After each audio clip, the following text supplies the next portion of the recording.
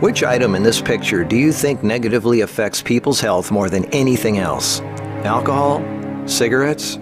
The donut?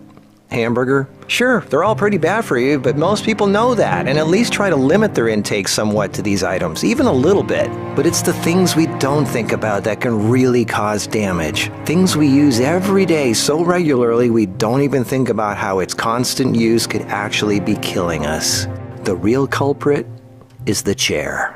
We were given legs for a reason. Most third world cultures don't even have chairs, and they walk an average of 10 miles a day. We in the modern world, on the other hand, spend most of our entire waking days sitting down. People go right from bed to sitting on the toilet, after which they sit at the breakfast table, then they sit in the car as they drive to work and spend the entire day sitting at a desk, only getting up to sit in the toilet and in the cafeteria. Then they sit in the car to drive and sit at the local bar for happy hour. Then when they've had enough of that, they go drive home and spend the rest of the day sitting in a comfortable chair watching TV before they crawl to bed to recover from all the physical exertion that day. And when people go out, they sit at a restaurant or a movie theater. Sitting all day is far worse for you than you might think. A 2010 American Cancer Society study following over 123,000 people from 1993 to 2016 found these alarming results. People who were inactive and sat for over 6 hours a day were 94% more likely to die during the time period studied than those who were physically active and sat less than 3 hours a day.